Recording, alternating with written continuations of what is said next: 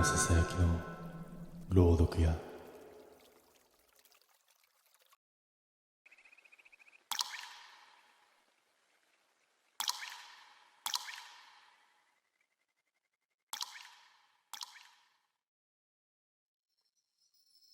深夜11時、俺と遠藤と工藤の3人はその夜、地元では有名なとある自殺スポットに来ていた。俺らの住む町から2時間ほど車を走らせると太平洋に出る。そこから海岸沿いの道を少し走ると、ちょうどカーブのところでガードレールが途切れていて、崖が海に向かってぐんとせり出している場所がある。崖から海面までの高さは素人目で目測してだいたい50メートルくらい。ここが問題のスポットだ。もしもあそこから海に飛び込めば、下にある岩礁にかなりの確率で体を打ちつけて、すぐに天国に向けて U ターンできるだろう。そしてここは実際にたびたび U ターンラッシュが起きる場所でもあるらしい。道連れ岬。それがこの崖につけられた名前だった。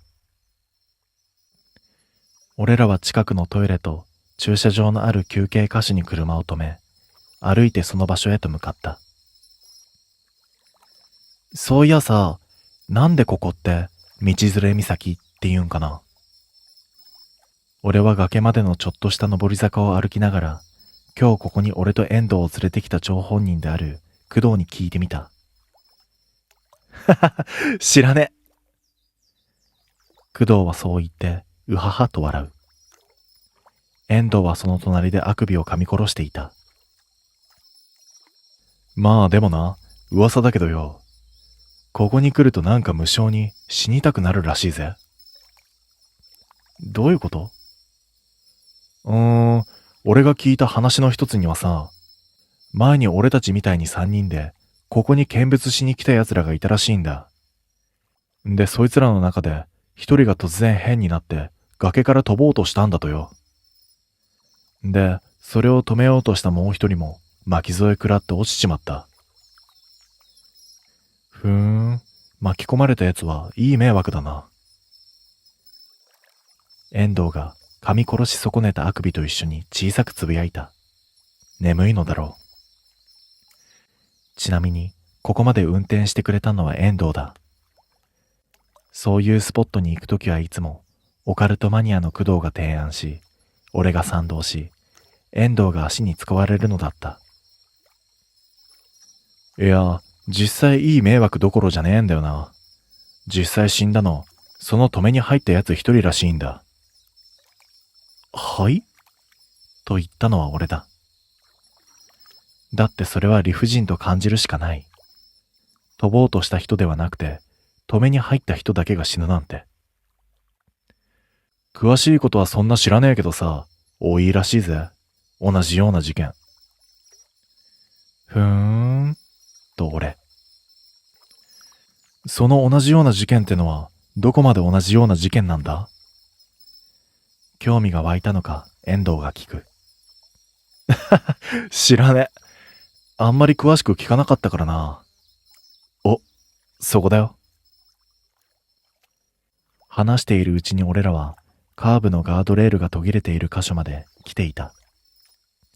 そこから先は、俺たちの乗ってきた軽自動車が、横に2台ギリギリで止まれるほどのスペースしかなかった。近くに街灯があったけれど、電球が切れているのか、中途半端な光量が逆に不気味さを演出していた。ザンと下の方で波が岩を打つ音が聞こえる。誰もいねえな。遠藤は心底つまらなそうだ。まあ、他の噂だと、崖の下に何人も人が見えるんだとか、手が伸びてくるだとか。と言いながら、工藤がガードレールをまたぐ。ガードレールの向こう側は安全ロープなども一切張っておらず、確かに、どうぞお飛びください、といった場所ではあった。おい工藤、危ないって。いきなり飛びたくなったらどうすんだよ。俺の忠告を無視し、工藤は崖の縁に立って下を覗き込んだ。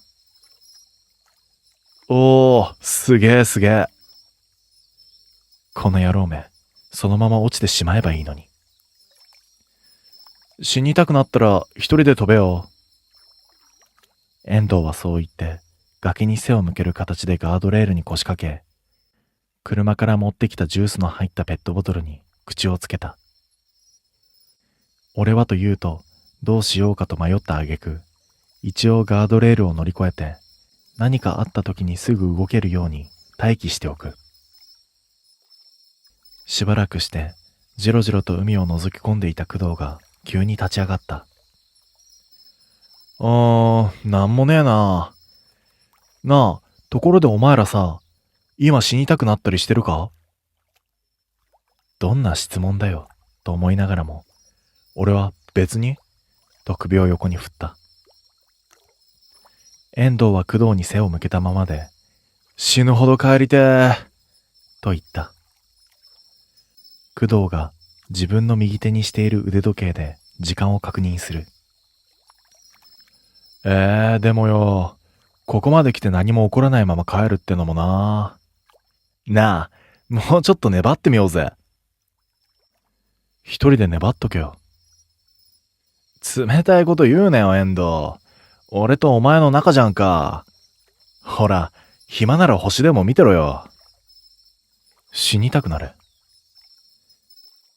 漫才コンビは今日も冴えている。というわけで、俺らは20分という条件付きで、もう少しだけここで起きるかもしれない何かを待つことになった。それから俺ら3人は並んでガードレールに腰掛け、崖側に足を伸ばして座っていた。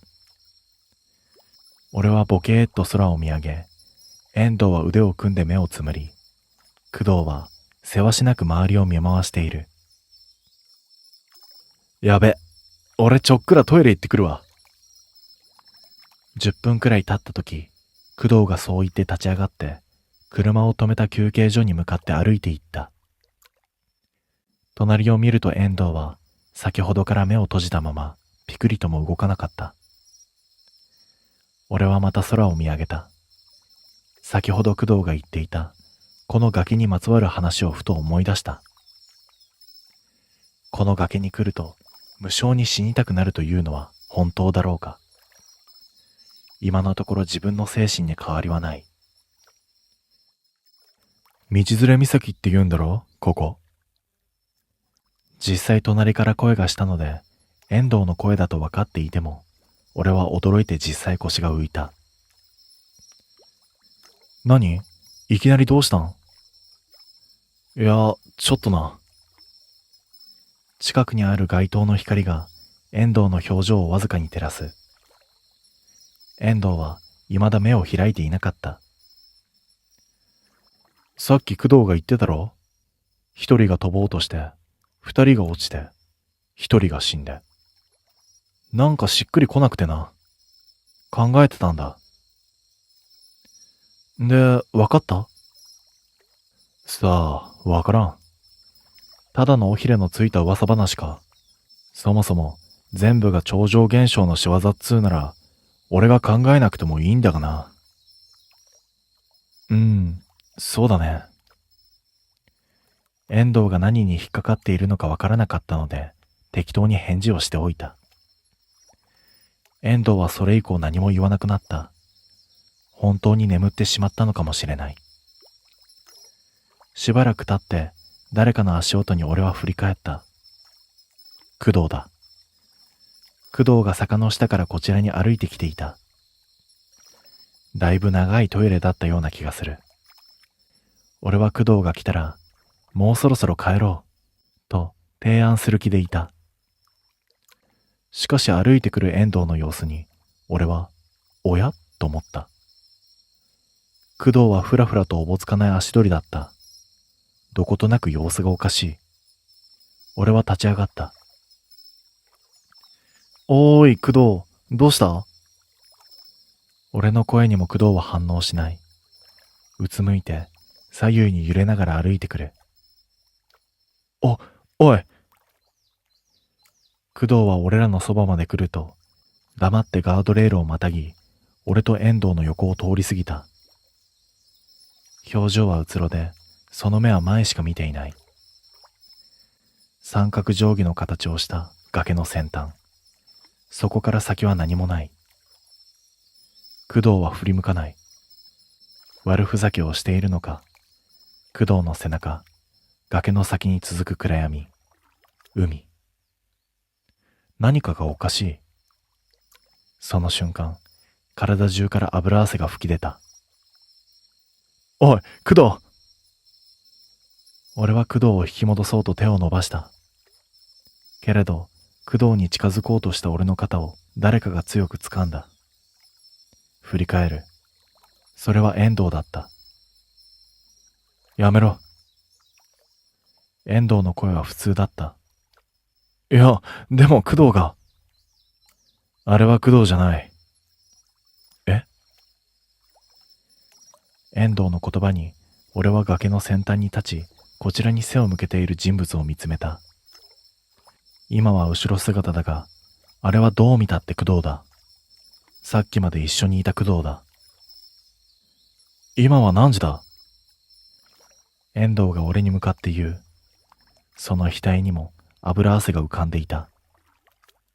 答えろ。今は何時だ？遠藤は真剣な表情だった。俺はわけがわからなかったが、自分の腕時計を見て、11時40分と言った。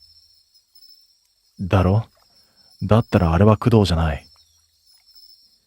俺は遠藤が何を言っているのかわからず、かといって俺の肩をつかむ遠藤の腕を振りほどくこともできず、ただ目の前の工藤らしき人間を凝視した。あれは工藤ではない？じゃあ誰だと言うんだ？時間がどうした？あいつが工藤だと思ったから伸ばした俺の腕、開いていた手のひら。迷いと混乱と疑心によって俺は一旦腕を下ろした。その時目の前のそいつが振り向いた。首だけで180度ぐるりと。そいつは笑っていたんだ。顔の中で頬だけが歪んだ気持ち悪い笑み。それは工藤の顔で。その笑みで俺も分かった。あれは工藤ではない。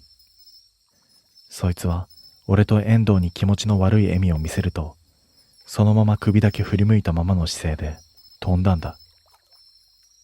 あ！俺は思わず口に出していた。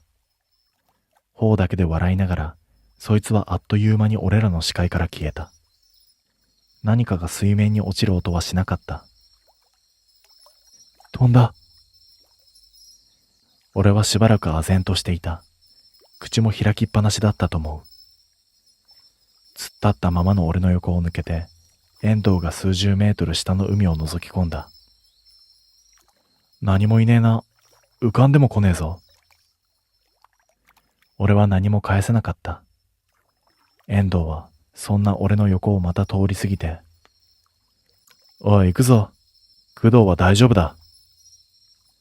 そう言ってガードレールをまたぎ、車を止めた休憩所への下り坂を足早で降り始めた。俺もそこでようやく我に返り、崖の下を覗くか、遠藤についていくか迷った挙句、急いで遠藤の後を追った。遠藤、警察は？まだいい。遠藤は休憩箇所まで降りると、車を通り過ぎ、迷うことなく男子トイレに入った。俺も続く。トイレに入った瞬間、俺はハッとする。洗面所の鏡の前で、工藤がうつ伏せで倒れていた。俺は工藤がそこにいることがまだ信じられないでいた。たとえ工藤ではなくても、ついさっき工藤の形をしたものが、確かに崖から飛んだんだ。おいこら工藤！遠藤がかがみ込み、寝ている工藤の左側頭部を軽くノックする。3度目で工藤は目が覚めた。いて！何？てか、ここどこだ？工藤だ。紛れもなくこれは工藤だ。俺は確信した。急にどっと安堵の気持ちが押し寄せてきて、俺は上半身だけ起こした工藤の背中を一発蹴った。いて、何？俺か？俺が何かしたんか？何かしたも何も、俺は工藤に何と説明したらいいものかと考えて、結局そのまま言うことにした。工藤が、工藤にそっくりな奴がな、俺らの目の前で崖から飛んだんだ。工藤は目をパチパチさせ、はぁ？嘘。マジかよ俺、死んだの？やっべえ、すっげえ見たかったのに、その場面。工藤だ。こいつは紛れもなく、工藤すぎるほど工藤だ。呆れて笑いが出るほどだった。おいお前ら、帰るぞ。遠藤が言った。そんな面白いことあったんだったら、まだ言おうぜ。俺だけ見てないの損じゃん。うるせえ、20分は経った。俺は帰る。俺の車で帰るか、ここに残るのかはお前ら次第だ。そう言って遠藤はトイレから出て行こうとした。けれど何かを思い出したように立ち止まり、ああ、そうだ、忘れてた。と独り言のようにつぶやくと、つかつかと洗面台の前に戻ってきた。ビシッと、深夜のトイレ内に異様な音が響いた。遠藤が手にしていたペットボトル。遠藤はその底を持ち、一番硬い蓋の部分をまっすぐ洗面所の鏡に叩きつけたんだ。蜘蛛の巣状に白い亀裂の入った鏡は、もう誰の顔も正常に映すことはない。俺と工藤は石のように固まっていた。遠藤は平然とした顔で鏡からペットボトルを離すと、俺ら二人に向かってもう一度、ほら、帰るぞ、と言った。俺と工藤は黙って顔を見合わせ、遠藤の命令に従って急いでトイレを出て車に乗り込んだ。結局警察は呼ばなかった。誰も死んでない。俺らは何も見てない。遠藤がそう言ったからだ。帰り道、後部座席でいろいろと騒いでいた工藤がいつの間にかに寝ているのに気づいた後、俺はそっと遠藤に聞いてみた。なあ遠藤、どうしてあれが工藤じゃないって分かったん？あれってどれだ？俺たちの目の前で飛んだ工藤そっくりなやつ。ああ。顔も、服装も、体格も、絶対あれは工藤だったと思う。どこで見分けたんかなって思ってさ。すると遠藤は、ハンドルを握っている自分の左手首を指さし、あいつの時計がな、左手にしてあったんだ。と言った。いつも工藤はな、右手に時計をつけるんだ。今日もそうだった。は？だからおかしいと思って注意して見てみたんだ。そしたらな、文字盤が逆さだったんだ。1時20分。それだけだ。11時40分。1時20分。鏡合わせ。そうか。だから鏡を割ったんだ。ん？ああ、いや、あれはただの鬱憤話だ。嫌なもん見たしな。はあ？遠藤は、鬱憤話などするようなやつではないが、まあそれはいいとしよう。しかしまあ遠藤よ。お前は一体どんな観察力をしてんだ、と俺は思った。普通だったら気づかない。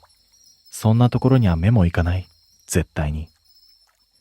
その証拠に、俺はあいつが工藤じゃないとわからなかった。でも本当に警察呼ばなくてよかったんかなと俺が言うと、遠藤は首を横に振った。俺らは何も見なかった。工藤は死んでない。それでいいだろ。確かに、それでいいのかもしれない。遠藤に言われると、そんな気がしてくるから不思議だ。それに、きっと死体は出ない気がする。あくまで俺の勘だけれど。しかしな、もしかするとあのまま手を伸ばしていたら、お前、逆に引っ張り込まれてたかもな。何気ない口調で、遠藤は恐ろしいことを言った。俺は一気に背筋が凍りついた。道連れ岬とはよく言ったもんだ。そう言って遠藤は大きなあくびをした。後ろで工藤が何か意味不明な寝言を言った。俺はブルッと一回体を震わした。生きててよかった。そういやな、俺今めっちゃ眠いんだけどよ。これ事故って道連れになったらごめんな。と遠藤が言った。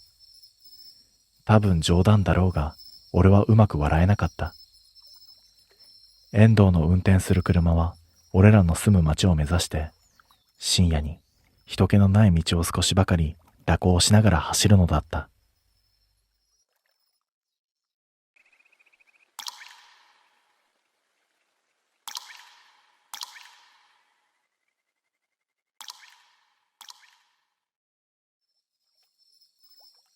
あれはまだ昭和に入る前の話だ。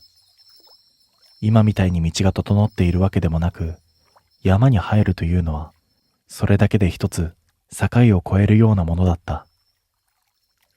村から見える山でも奥に入れば別の場所になる、そんな感覚が当たり前にあった時代だ。その当時まだ俺は若く、猟師としては見習いに毛が生えた程度だったが、その頃にはもう銃を持たされていた。一人で山に入ることは許されていなかったから、その日も村で長く猟をしている男に同行していた。その人の名前を呼ぶことはほとんどなく、皆はただ、あの人とだけ言っていた。そこで通じるくらいには山のことを知っている人だったんだ。山に入る前、その人は必ず同じことを言った。日が落ちる前には降りろ。理由は説明しなかったが、その言い方には妙な重みがあった。最初は、暗くなれば危ないという程度の意味だろうとずっと思っていた。だがその日は違った。山に入った瞬間から空気が妙に重かったんだ。湿っているわけでもないのに、肌にまとわりつくような感覚があり、音がどこか遠かった。風は吹いているはずなのに、葉の擦れる音が遅れて聞こえる。自分の足音だけがやけに浮いていた。しばらく歩いたところで鳥の声がしないことに気づいた。いつもならどこかで鳴いているはずの音が一切ない。その時、前を歩いていたその人が、静かすぎるな、と低くつぶやいた。それだけだったが、不自然な静けさがはっきりと意識に残った。やがて、ぬかるんだ場所に出た。前日の雨で土が柔らかくなっている。そこで足跡を見つけた。はっきりと残っていて、まだ新しかった。獣のものだとすぐに分かったが、見た瞬間に違和感があった。大きさの割に沈みが浅く、どう見ても軽すぎる。試しに自分の足を横に並べてみると、自分の方が深く沈んだ。ありえないとは言い切れないが、納得もできなかった。顔を上げると、その人はすでに先へ進んでいた。気づいていないはずがないのに何も言わない。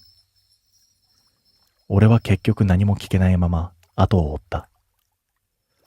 足跡は途切れることなく続いていた。その並び方が妙に整えすぎていて、逃げているというよりも奥へ誘っているように見えた。どれくらい歩いたのかわからなくなった頃、さらに静けさが深まっていた。その中で、かすかな擦れるような音が混じり始めたんだ。最初は気のせいかとも思ったが、歩くたびにどこかで鳴る。足を止めると消え、動き出すとまた聞こえる。まるでこちらに合わせて動いているようだった。その時、その人が手を挙げて合図を出した。視線の先にそれがいたんだ。木々の間の少し開けた場所に影のように立っている。最初は猿かなと思ったが、すぐに違うと分かった。大きすぎる上に肩の張り方が妙に人間に近い。立ち方もどこか不安定だった。さらに異様だったのは影だった。地面に落ちたそれは不自然に長かったんだ。尾のようにも見えるが太さが合わない。何かを引きずっているような重さがあった。無意識に銃を構える。だけどその人は何も言わなかった。止められないまま俺は引き金を引いた。銃声が山に響く。確実に当たったという感触はあったが、同時に違和感が走った。肉に生える柔らかさではなかったんだ。何か硬いものに当たったような鈍い衝撃だった。しかもそれは倒れなかったんだ。一瞬止まっただけでゆっくりとこちらを向いた。目があったと感じたんだ。その目は獣のものではなかった。ただはっきりとこちらを見ていた。次の瞬間、それは林の奥へと消えていった。逃げたというより抜け落ちたように消えたんだ。しばらく動けなかったが、その人が無言で歩き出した。撃った場所へと向かっている。そこには黒く重たい血が残っていた。量も少なかった。だが足跡がなかった。あれだけあったものがどこにもない。血だけが不自然に続いている。その人は、行くぞ、とだけ言った。俺はためらいながらもその後を追った。その時はまだ仕留め損ねた獲物を追っているつもりだった。だが血の跡は次第におかしな位置へ移っていった。地面だけではなく木の幹にもついている。やがてそれは上へと続いていた。見上げると暗い枝の間に消えている。俺はその時に理解した。これは普通の獲物ではない。撃ってはいけないものに手を出してしまった。そう思った瞬間だった。上から擦れるような音がした。風もないのに枝が揺れた。見えないままそこにいる。その気配だけがはっきりと残っていた。上で鳴っていた音はしばらく消えなかった。枝の上を重たい何かがゆっくりと移動しているような、そんな気配だけが続いていた。見上げても姿は見えないが、確実にそこにいるとわかる重さだった。やがて音が途切れ、揺れていた枝も静まり返った。だが、気配そのものは消えていなかった。見えない場所へ移っただけだと、そうはっきりとわかる感覚だけが残っていた。しばらく誰も動けなかったが、その人が何も言わずに歩き出した。血の跡はまだ続いている。途切れることなく奥へ伸びており、逃げた者の跡というよりも、こちらを誘うように先へ続いているように見えた。俺は無言でその後を追う。さっきまで上にいた者が今どこにいるのかわからないまま。しばらく進むと血の跡が再び地面へ戻っていた。だがその様子は明らかにおかしかった。足跡があった。だがそれは4つではなく2つだった。人間のように交互に並んでいるが形が違う。指が長く地面を引っかくように伸びていた。しかも一歩ごとの間隔が妙に広く、無理に伸ばしているような不自然さがあった。見ているだけで体の構造がおかしいとわかる足跡だった。さらにその横に細い線が続いていた。地面をずっと吸っているような、そんな跡だった。何かを引きずっている、そうとしか思えなかった。思わず足を止めると、その人も立ち止まっていた。その人はしばらく後を見てから低くつぶやいた。混ざってるな。その言葉の意味ははっきりしなかったが、一つのものではない何かが重なっている感覚だけが残った。再び歩き出すと、山の奥へ入るほど景色が歪んで見えてきた。同じような木ばかりのはずなのに、位置関係が狂っているように感じる。同じ場所を回っているような感覚が消えなかったんだ。時間の感覚もはっきりとしなくなっていった。やがて開けた場所に出る。そこに古びた小屋があった。壁は崩れかけ、屋根も傾いてはいるが、完全に朽ちてはいなかった。それはかつて人が使っていた気配が残っていた。するとその人は迷わず中へと入っていき、俺も続いた。中は暗く、埃は積もっているが荒れてはいなかった。生活の跡のようなものがわずかに残っている。ただ放置された場所のようにも見えた。奥の壁には古い紙が貼られているのが見えた。近づくと手書きの文字が並んでいた。墨がにじんで読めない部分も多かったが、いくつかの言葉だけは分かった。山のもの、混じり、打つな。そして、猿、虎、蛇。その三つを見た瞬間、今までの違和感がつながった。木の上、地面の跡、あの影。別々に感じていたものが一つの存在としてまとまった。そしてその人が低く言った。昔からいるらしいんだ。一つじゃない。だが一つになるんだ。それだけで十分だった。それ以上聞かなくても理解してしまったんだ。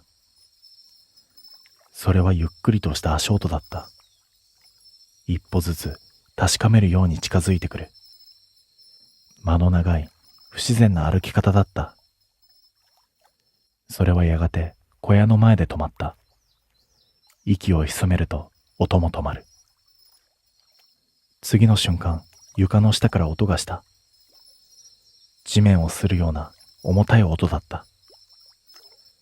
足音は動いていないのに、それとは別に何かが張って動いている。別々に動いている。その違和感がはっきりと形になった。やがて音は小屋の周りを一周し止まった。静けさが戻る。だが気配は消えていない。すぐ外にいる。見えないだけでそこにいる。そうわかる距離だった。その時、外から声がした。低く、かすれた声だった。なんで撃った？それは、はっきりとした人の言葉だった。そして続けて声がした。見てたぞ。息を止めたまま動けなかった。その瞬間、俺は理解してしまった。あれは獣ではない。最初から獲物ではなかったんだ。声が止んだ後、小屋の外は再び静かになった。だがその静けさは何もいないからではなかった。そこにいるものが動かないだけの静けさだった。気配だけがすぐ外に張り付いている。どれくらい時間が経ったのかわからないまま息を潜め続けた。やがて足音がゆっくりと遠ざかっていった。一歩ずつ確かめるように山の奥へと戻っていく音だった。それでもすぐに動く気にはなれなかった。完全に音が消えてからその人が小さく息を吐いた。はあ、出るぞ。とだけ言って立ち上がった。外に出ると空気がわずかに軽く感じられた。だが安心できるようなものではなかった。あれがいなくなったわけではなく、ただ見えない場所に移っただけだと分かっていた。血の跡はまだ続いていた。小屋の裏手からさらに奥へと伸びている。その人は迷わず歩き出し、俺も後を追った。さっきの声が頭から離れなかった。山の奥へ入るほど現実感が薄れていく。どこにいるのか、何を追っているのか曖昧になる。やがて血の跡が何もない場所で途切れた。周囲を見ても続きはどこにもない。終わったのかと思った。その瞬間だった。背後で気配が動いた。振り返ると、そこにそれがいたんだ。最初よりもはっきりと見えた。顔は猿に近いが、その目には意志があった。人間のようにこっちを見ていたんだ。体は大きく、虎のような筋肉のつき方をしている。だが胴が異様に長い。その下に尾ではないものが伸びていた。地面に沿って重くうねっている。それは蛇のようなものが体の一部としてつながっていた。一つの生物とは思えない姿だった。それは動かず、ただこちらを見ていた。あの時と同じ目だった。撃たれたことを覚えている目だった。その人がゆっくりと銃を構える。だが引き金は引かなかった。撃てばどうなるか分かっていたのかもしれない。そしてしばらく睨み合いが続いた。やがてそれが一歩近づく。上半身は歩き、下のそれは遅れて這う。別々のものがつながっているような動きだった。距離が縮まる中、その人が低く言った。目をそらすな。その一言で目を離せないと分かった。恐怖で動けないままそれを見続けた。やがてそれは動きをやめて、次の瞬間、ふっと消えた。そこにあったはずのものが何もなくなる。それは最初と同じ消え方だった。その直後、上で枝が大きく揺れた。何かが落ちてきた。すぐ横に叩きつけられるように。それは人だった。見覚えのある着物を着ていた。村の人間だったんだ。だが様子がおかしかった。目が合う。するとその口がゆっくりと動いた。見てるぞ。さっきと同じ声だった。次の瞬間、動かなくなった。完全にただの死体になった。だけど何が起きたのか、俺には理解できなかった。だが一つだけ分かったことがある。あれは姿を変えるんだ。そして見たものの中に混ざる。そういうものだった。その人はすぐに背を向けた。そして、戻るぞ、とだけ言った。もう追わない、関わらない、それしかなかった。山を降りる間、何度も気配を感じた。後ろ、横、そして上から。だが振り返ることはできなかった。見た瞬間、終わる気がしたからだ。ようやく村が見えたとき、息を吐いた。だが安心はできなかった。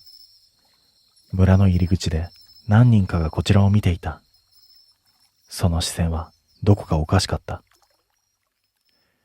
そして一人の年寄りがつぶやいた。撃ったのか？何も言えなかった。それで十分だったらしい。年寄りはゆっくりとうなずく。覚えられてしまったな。そう言った。その意味はその夜に分かった。眠っていると外から音がしたんだ。家の外、屋根の上だった。擦れるようなあの音だったんだ。ゆっくりと何かが動いている。山で聞いた音と同じだ。息を潜めていると音が止まった。その直後、すぐ上に気配を感じる。板一枚隔てた向こうにいる。あの距離のままそこにいるんだ。俺はそのまま動けなかった。そして朝まで耐えた。すると音はやがて消えた。だが、それで終わりではなかった。それ以来、完全に消えたことはない。山に入っていなくても関係ないんだ。夜になるとどこかで音がする。見えない場所から近づいてくるんだ。あれはまだいる。そして覚えている。あの一発を。終わっていないのは俺の方なんだ。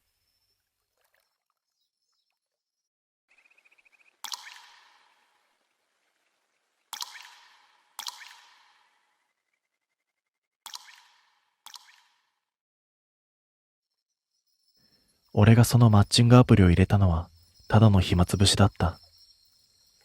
仕事が終わって帰るだけの毎日、誰とも深く関わらないまま時間が過ぎていくのが少しだけ気になっていた。だから軽い気持ちで始めたんだ。登録をして何人かとやり取りをして会わなければ終わる。そんな繰り返しになると思っていたし、それで十分だった。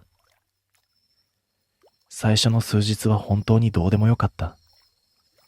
名前も顔も覚えていない相手と短いやり取りをして終わる。画面の中でだけ誰かとつながってすぐに切れる。それだけのもの。ただ夜になると無意識にアプリを開くようになっていた。ベッドに寝転がって親指で画面を流す。知らない誰かのプロフィールをただ眺めるだけの時間。その日も同じだったはずだった。画面をスクロールしていたとき、ふと指が止まった。一番上に見慣れない表示が出ていた。おすすめ度 100%。一瞬意味がわからなかった。このアプリ、どれだけ相性が良くても80とか、そのくらいしか見たことがないんだ。100% なんて極端すぎる。だけど俺は気になってタップをした。表示されたプロフィール、同い年の女性。写真は自然体で、どこにでもいそうな雰囲気。作り込んだ感じがないのになぜか目に残る顔だった。その子の名前は相沢美咲。その時はただそれだけだった。違和感に気づいたのはプロフィールを読み進めてからだ。地元が同じ、よく使う路線も同じ、学生時代に通っていたエリアも近い。ここまでは偶然でもあり得る。でもその先が妙だった。好きな音楽、休日の過ごし方、苦手な食べ物。内容が似ているだけではない。選び方が似ている。例えば、有名なものの中でも少し外したものを挙げていたり、わざわざ細かく言い換えていたり、それが自分の癖に近かった。文章の書き方もそうだ。短く区切るところ、余計な説明を省く感じ。読んでいて、ふとした瞬間に思った。これ、自分が書いたみたいだなって。だけどすぐに打ち消した。そんなわけがない。でも一度そう思うと、そこから離れなくなる。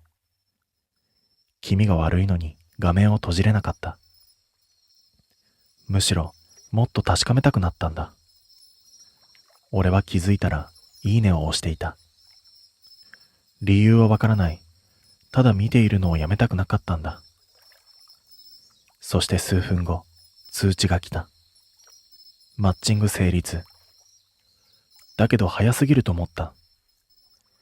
まだ相手はアプリを開いていたのか、それともずっと見ていたのか。そのままメッセージ画面を開く。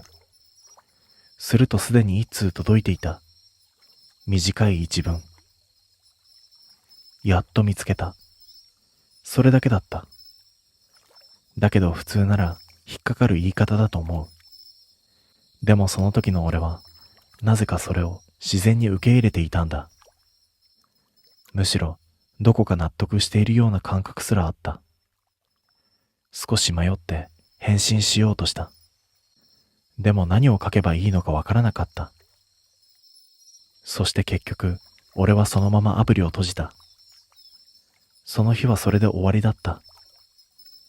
なのに布団に入って目を閉じても頭の中から離れない。相沢美咲という名前、プロフィールの細かい内容、写真の背景までやけにはっきりと思い出せる。まるで何度も見たことがあるみたいに。寝返りを打つ。するとふと気づいた。俺はあの人のことを何も知らない。聞いていない。会話もしていない。それなのにどうしてこんなに知っている気がするのか。その違和感に気づいた瞬間、ポケットの中でスマホが震えた。こんな時間に。俺は嫌な予感がして画面を見る。アプリの通知、新着メッセージ。俺はそれをゆっくりと開いた。まだ起きてるよね。俺は一瞬時間の感覚が狂った。時計を見る。深夜2時過ぎ。返信なんてしていない。オンライン表示も切っている。それなのにどうしてわかるんだ。部屋の中は静かだった。外の音もほとんど聞こえない。その静けさの中で自分の呼吸だけがやけに大きく感じた。視線が無意識に部屋の中をなぞる。玄関、窓、カーテン、全部閉まっている。誰もいない。それでもどこかから見られている感じだけが消えなかった。もう一度スマホを見る。新しいメッセージが追加されていた。静かだね。その一文を見た瞬間、背中にはっきりとした寒気が走った。静かだね。ただの言葉のはずなのに意味が違って聞こえた。まるでどこかから実際に見て言っているみたいに。俺はすぐにアプリを閉じた。スマホの画面を伏せる。考えすぎだと自分に言い聞かせた。深夜だし、たまたまタイミングが重なっただけ。そんなこといくらでもある。俺はそう思って無理やり目を閉じた。でも眠れなかったんだ。頭のどこかでずっと引っかかっている。やっと見つけた。まだ起きてるよね。静かだね。どれも短いのに妙に具体的で逃げ場がない。気づけば朝になっていた。俺はほとんど眠れないまま仕事に向かった。通勤中何度もスマホを確認した。あれから新しいメッセージは来ていない。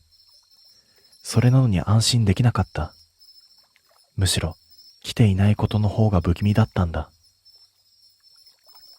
そして昼休み、俺は何気なくアプリを開いてみた。すると相沢美咲のプロフィールが更新されていたんだ。昨日とほとんど同じ。でも細かい部分が変わっているんだ。好きな映画の欄。そこに書かれていたタイトルが昨日見た動画と同じだった。投稿したわけじゃない。これは誰にも話していない。ただ家で一人で見ていただけ。俺はスクロールする。他の項目も微妙に変わっている。休日の過ごし方、最近ハマっているもの、どれも今の自分に寄ってきている。偶然では説明できない。そこで俺は初めて自分の SNS を確認した。鍵はかけていない。過去の投稿を遡る。写真、位置情報、何気ない一言。思っていたよりも細かく残っている。時間帯も場所も全部。辿ろうと思えば辿れる。嫌な想像が現実味を帯びる。その時スマホが震えた。メッセージが届いた。今日の帰り道、コンビニ寄るでしょ。俺は息が止まった。その予定は確かにあった。でも誰にも言っていない。自分の中で決めていただけだ。俺は反射的にアプリを閉じた。その日は予定を全部変えることにした。寄り道をせず、まっすぐ帰る。人通りの多い道を選んで、何度も後ろを確認しながら歩いた。誰もついてきていない。それでも安心できなかった。部屋に入り、鍵をかける。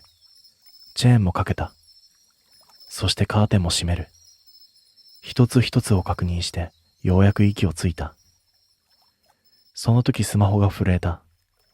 見なくてもわかる。ゆっくりと画面を開いた。帰ったんだ。短い一文。それだけで体の奥が冷えた。窓の外を見る。だけど暗いだけで何も見えない。でも見られている感じだけがはっきりと残る。それからの数日は同じことの繰り返しだった。プロフィールは更新され続ける。自分の生活に合わせて少しずつ変わる。メッセージは必要最低限。でも全部が確信をついてくる。家を出る時間、帰る時間、部屋で何をしているのか。どこまで知っているのかわからない。そしてその範囲が少しずつ広がっていく。そしてある夜、決定的なことが起きた。シャワーを浴びて部屋に戻った時だ。スマホに通知が来ていた。アプリのメッセージ。そのシャンプー、匂い強いよね。その瞬間全身の血が引いた。さっきまで使っていたものだ。最近変えたばかりで誰にも言っていない。というより、部屋の中にいないとわからない情報だった。ゆっくりと視線が動く。部屋の中、誰もいない。窓はもちろん閉まっている。鍵もかけた。なのに確実に内側の情報を知られている。その時にふと気づいた。玄関の方、違和感。足音を殺して近づいてみた。ドアの前で止まる。ゆっくりと下を見た。ドアポスト、わずかに開いているんだ。普段は閉まっているはずの隙間。そこから冷たい空気が入ってきている。その隙間の奥、暗闇、何も見えない。でも確実に誰かがそこにいた気配が残っている。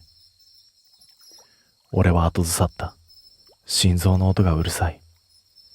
その時ポストの隙間から何かが落ちた。乾いた音、床に小さな紙片。俺はそれを震える手で拾った。折りたたまれていた。開く。中に書かれていたのは見慣れた文字。それは自分の字によく似ている。でも微妙に違う。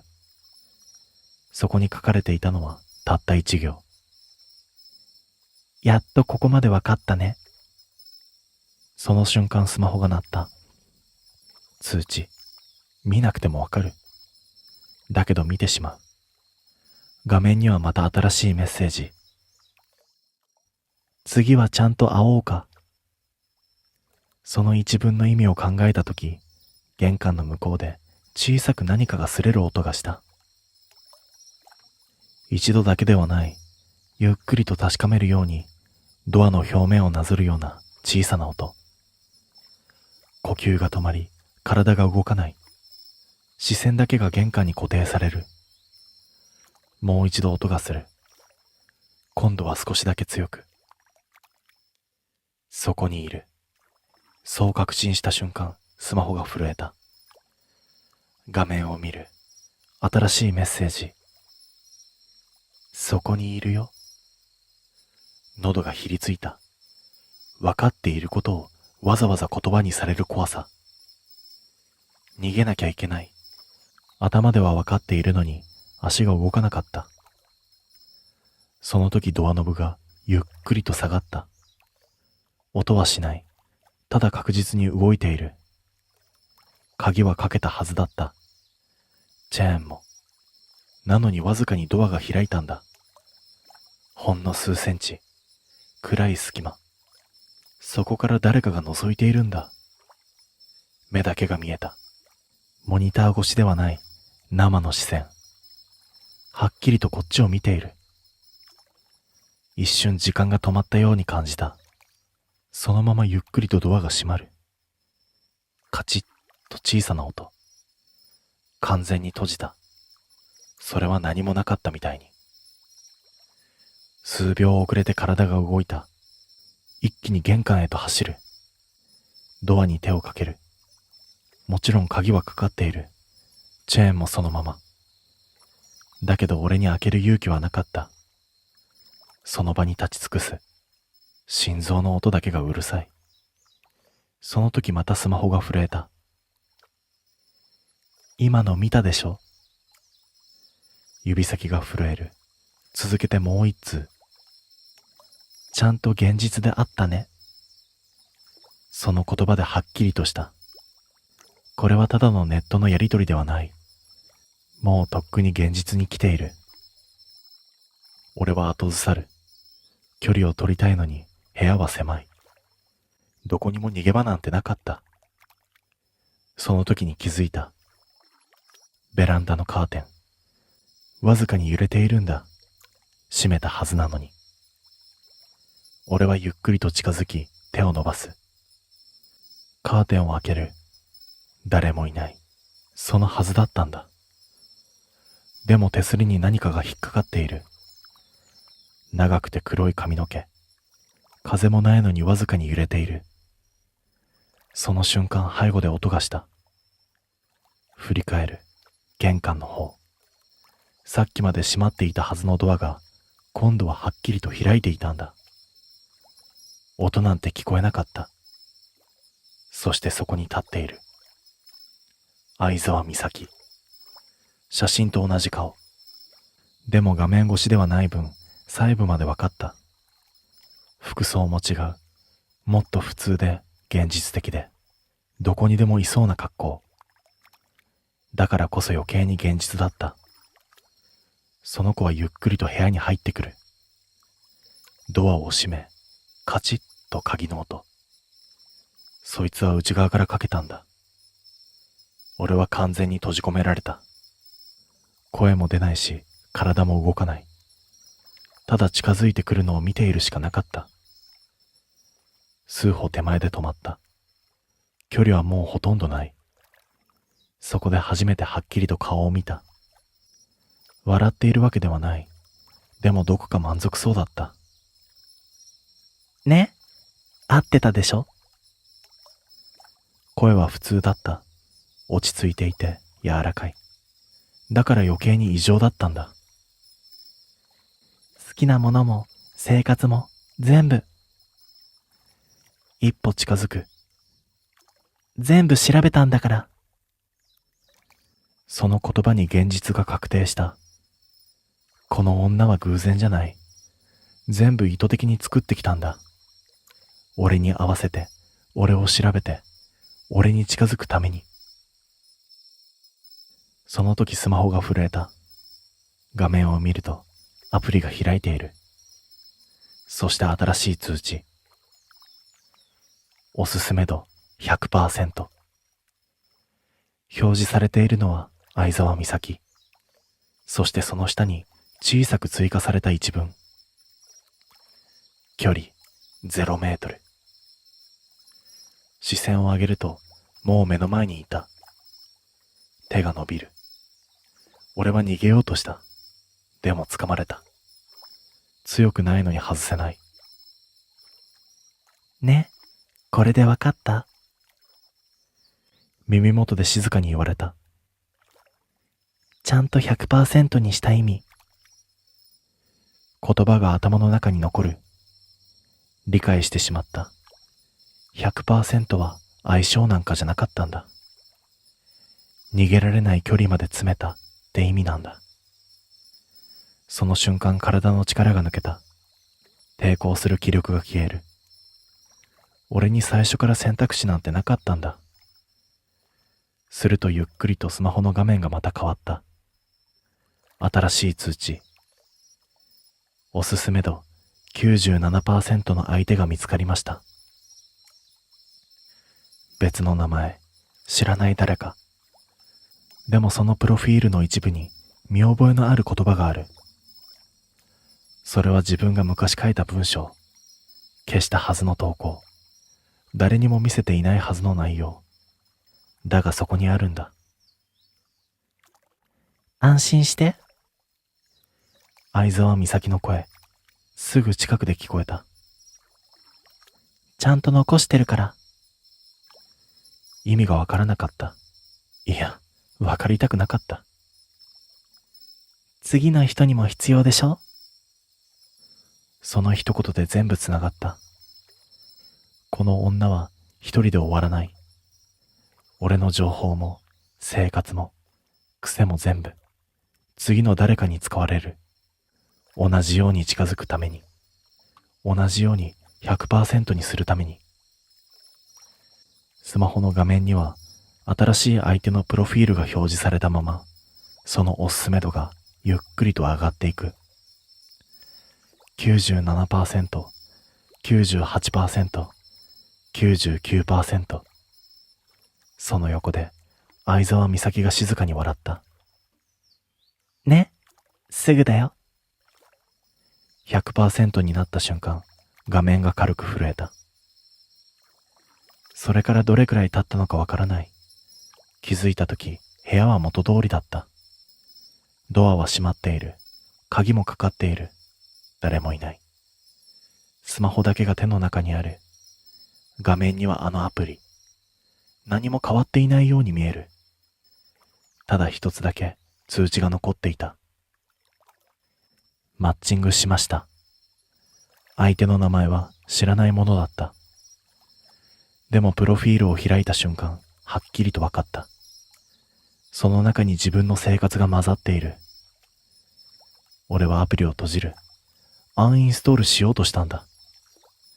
だけど指が止まる。意味がないと分かってしまっているんだ。もう外に出てしまっている。データも情報も全部。それでも画面を閉じた。その直後にスマホが震えた。見なくてもわかる。それでも見てしまったんだ。最後のメッセージを。まだ途中だから。その一文の意味を考えたとき、玄関の向こうでまたあの擦れる音がした。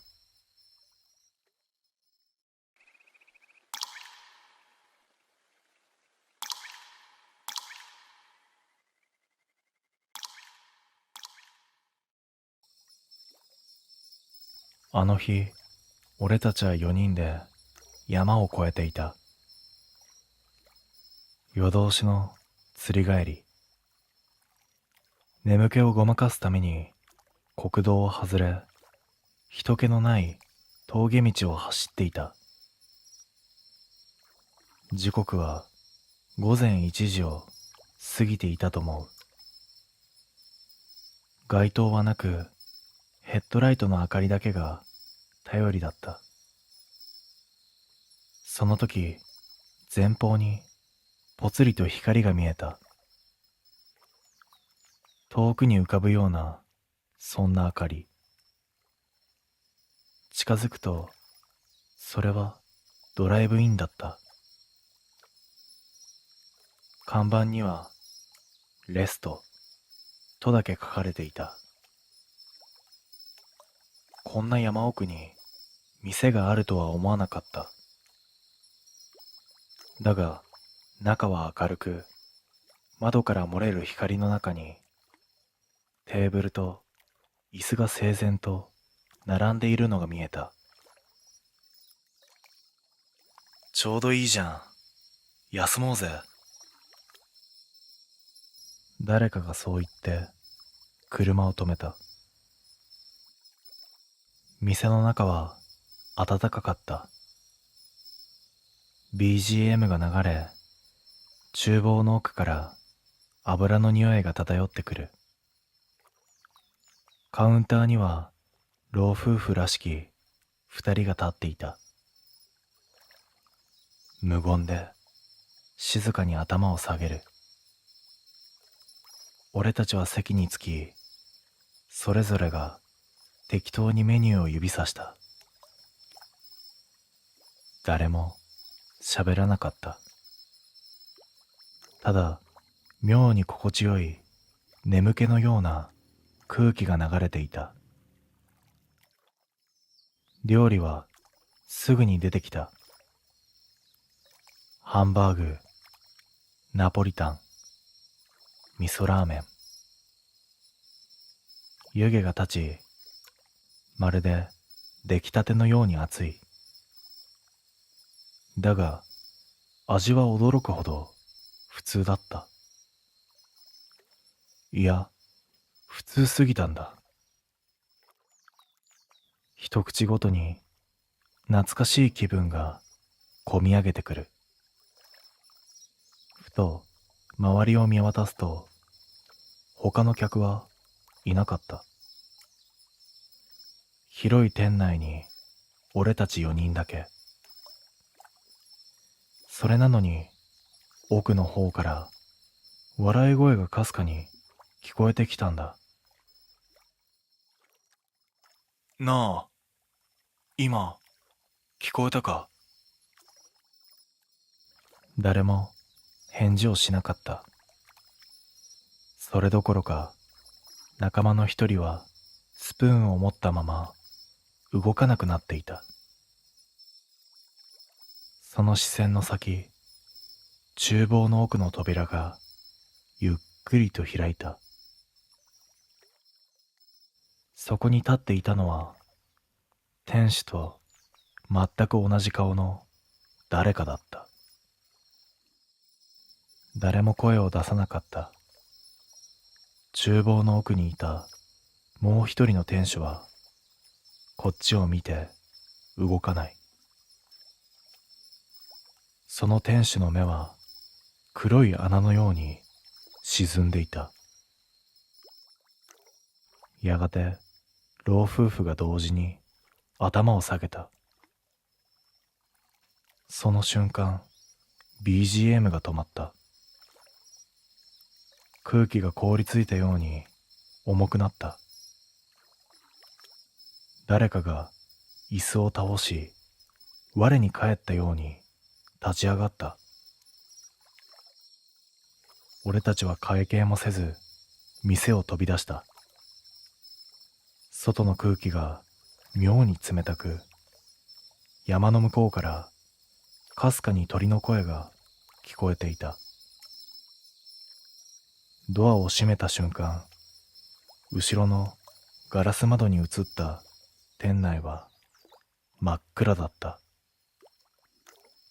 さっきまで明るかったのに。まるで一瞬で店そのものが消えたように見えた。俺たちは急いでエンジンをかけ、急いで山道を降りた。誰も口を聞かず、ただタイヤが砂利を噛む音だけが響いていた。15分ほど走って、ようやく街の明かりが見えた。コンビニの駐車場に入ったとき、助手席の仲間が小さくつぶやいた。飯食ってねえよな。振り返ると後部座席にいた二人も同じ顔をしていた。あの店入ってないだろう。俺は意味がわからなかった。確かに俺たちは食べた。ハンバーグの湯気もナポリタンの匂いもまだ鼻に残っている。だが車内には皿もレシートもない。服の袖にも油の匂いはついていなかった。代わりに足元のマットに黒い土のようなものがこびりついていた。靴底から落ちたのかと思いきや、その土の中に小さな箸の先が埋まっていたんだ。銀色の金属製。ドライブインで使っていたやつと全く同じ。なあ。と声を出そうとしたが、その時、車の後ろからチリンと鈴の音がした。誰も降りていないのに。振り返った窓の外、霧の向こうにぼんやりとレストの看板が光っていた。あの夜のことは誰も話したがらなかった。だが、あれから数日後、俺はどうしても気になって、再びあの道へ向かった。天気は快晴。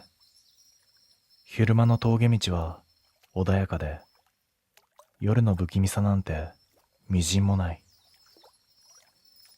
だが、どれだけ走っても、ドライブイン、レストが見つからなかった。看板も建物の跡も何もない。代わりに道の脇に立っていた古い標識には白いペンキで雑に塗りつぶされた文字が残っていた。レスト。だがアルファベットの E だけが一文字抜けていた。それがやけに生々しかった。車を降りて辺りを見渡す。風の音しか聞こえてこない。なのになぜか鼻の奥にあの店で嗅いだ油の匂いがよみがえってきた。そして気づいた。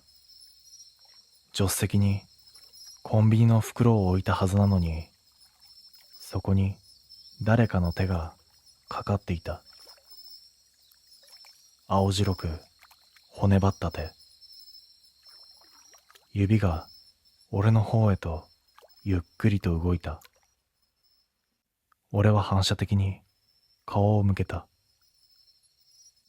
だが、そこには誰もいなかった。助手席は空っぽ。シートにだけ黒いシミが残っている。まるで何かが濡れたまま座っていたような跡。息を飲む間もなくスマホが勝手になった。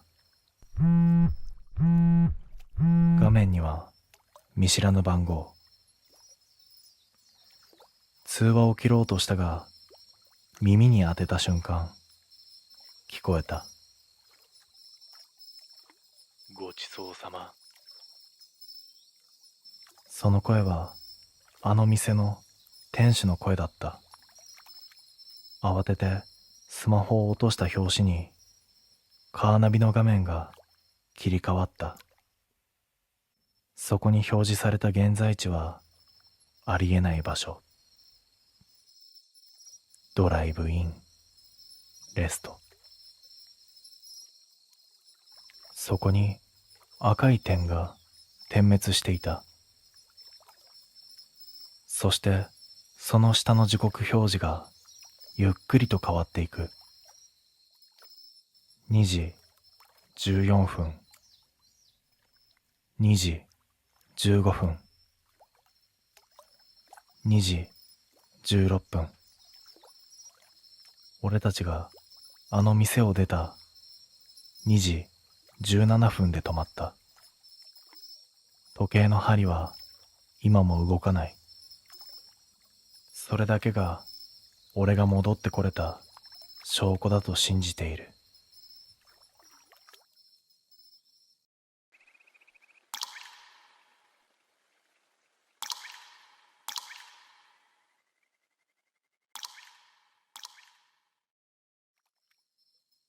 ダム巡りが趣味になったのは去年の夏だ。その日は仕事で疲れていて、人の少ない場所を歩きたくて、なんとなく立ち寄ったダムが思った以上に気持ちが落ち着いた。それから休日のたびに地図を広げては、近くのダムを回るようになった。集めたダムカードはもう20枚を超えていた。管理所でカードを受け取る瞬間が妙に嬉しくて癖になっていた。あの日もそうだった。県北部の山あいにある古いダムに向かった。地元ではほとんど知られていないような小さなダムだ。管理棟の駐車場には俺の車しかなかった。観光地じゃないのは分かっていたが、それでも人がいなさすぎて少し不安になるほどだった。管理棟に入ると古い蛍光灯だけがぼんやり光っていた。受付のカウンターには誰もいない。呼び鈴も見当たらず、声をかけるにしても相手の姿がない。仕方なく備え付けのベルのようなボタンを押すと、奥の部屋から足音がゆっくり近づいてきた。出てきたのは年配の男性だった。無表情でこちらを見るより先に台帳に目を落としていた。カードをお願いします。そう言うと男は黙ったまま引き出しから1枚取り出した。四角いカード。表にはダムの写真。裏面には施設の情報。受け取った瞬間違和感があった。表面の図に見覚えのない建物が描かれている。展望台のような円形の施設。俺はさっき堤防の上を歩いたが、そんなものはどこにもなかった。この裏にある建物ってどの辺ですか？俺がそう聞くと男の手が止まった。顔を上げたが目だけが濁っていて、何を考えているのか全く読み取れない。ああ、行かない方がいいですよ。その一言だけを残して男は奥の部屋に戻っていった。理由は言わない。ただ吐き捨てるようにそう言い切った。俺はますます気になってしまい、管理棟を出た後で地図アプリを開いた。裏面の図を頼りにして展望台らしき場所を探す。ところが地図にも航空写真にも該当する施設は一切載っていない。けれどカードの裏にはしっかり描かれている。昔からある建物のようにごく自然な形で。俺はどうしても気になり、俺はダム湖の周りを歩くことにした。遊歩道の先は森に続いている。カードの裏の図と照らし合わせると、その森の奥に何かがある距離感だった。風が止まった。森の方から低い振動みたいな音が聞こえた。重く沈むような音。水が揺れたわけでもないのに胸の奥がざわついた。結局その日は深く行くのが怖くなって俺は引き返した。だが駐車場に戻ると車のフロントガラスにさっきのダムカードが置かれていた。ポケットに入れたはずのものが勝手に外に出ていた。裏返すとさっき見たはずの図が変わっていた。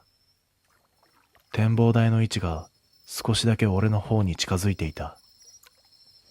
その日を境に俺はカードを確認することが増えた。裏面の図は見れば見るほどおかしい。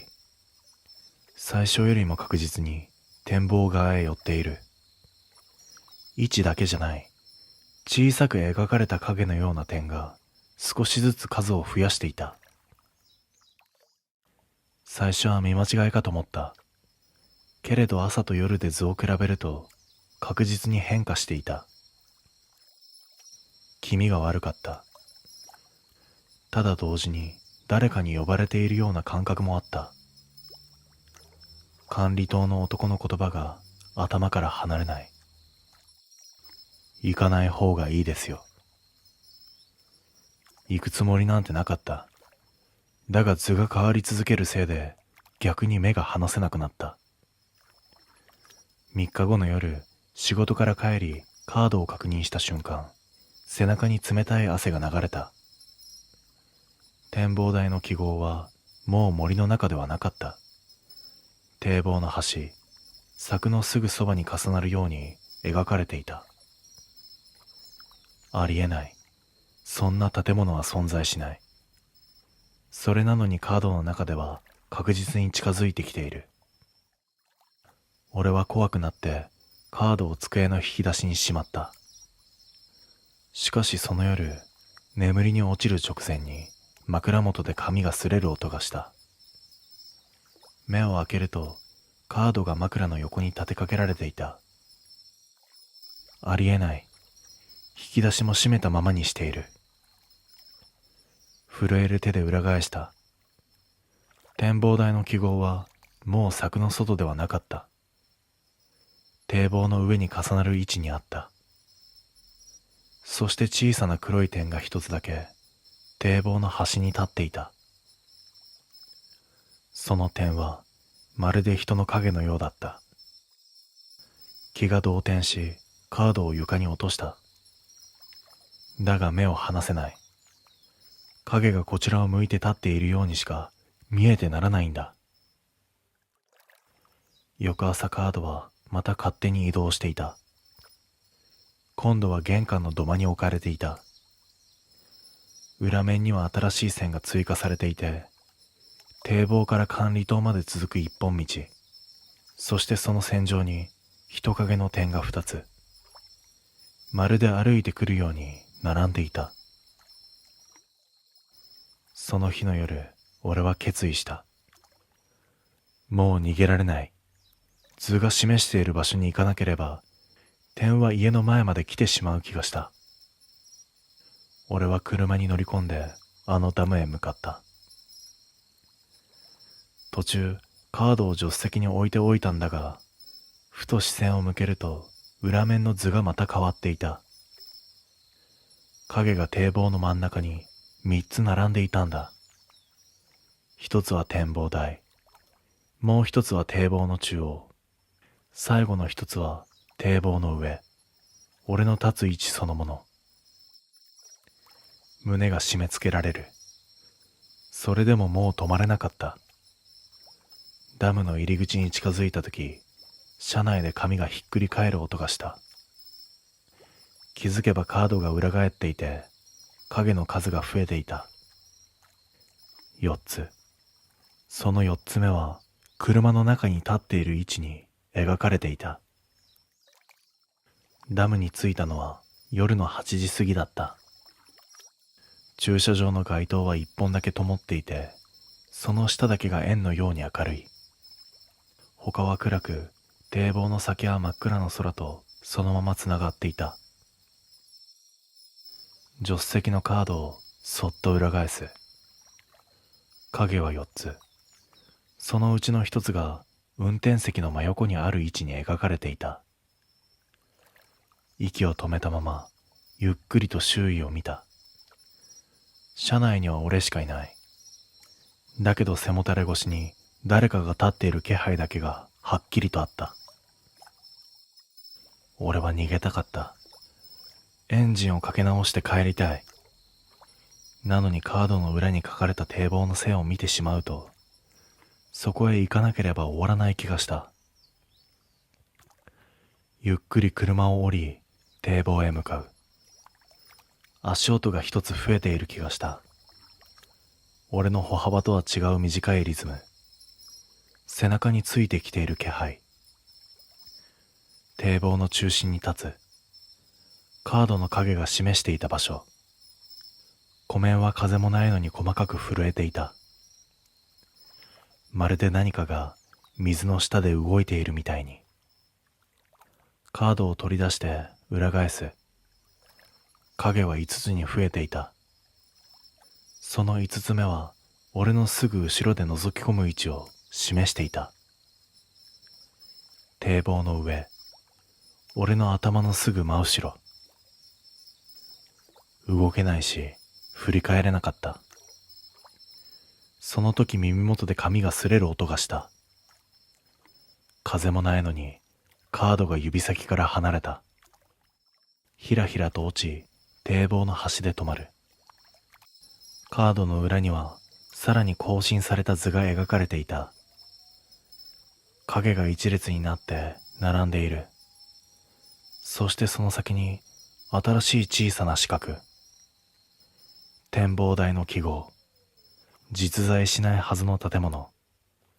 地図にも写真にも載っていない。でもカードの中では確かに俺のすぐ前に書かれていた。堤防の先、闇の中に輪郭が浮かび上がった。木造とも鉄とも言えない黒い円形の建物。まるでそこにずっとあったかのように静かに立っていた。カードで見た展望台だ。足が勝手に前へ進んだ。止められない。背後の気配が俺の背中を押した。展望台の入り口は開いていた。暗闇の奥で誰かが立っている。白い服に髪が濡れたように垂れている。近づくほどに輪郭がはっきりし、顔が見え、そして俺は気づいた。その顔はカードの4つ目の影と同じ形をしていた。目だけが真っ黒で、口がゆっくりと動く。カードを返して。次の瞬間、展望台の床全体が沈むように揺れ、足元の板の隙間から水の音が響いた。下には湖があった。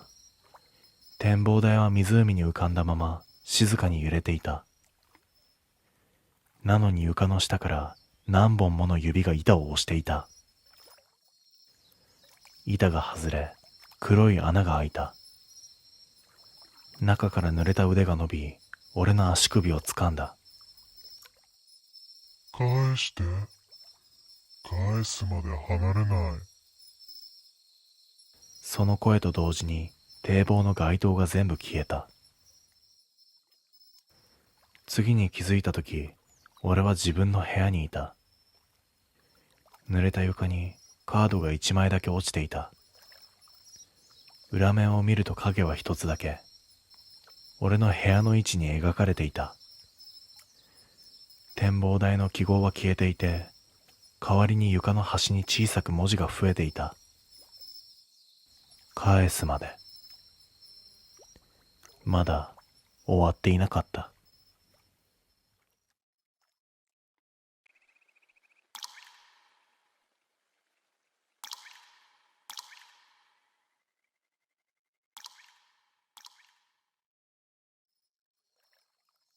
冬キャンプへ向かう朝から頭が重かった。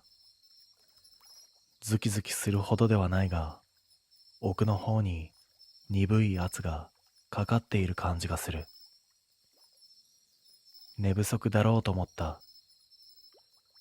前日、準備で遅くなった。それだけの理由はいくらでもあった。山道に入ると頭痛は少し強くなった。カーブに差し掛かるたびにこめかみの奥が脈打つ。だが不思議なことに、キャンプ場に着く頃にはほとんど気にならなくなった。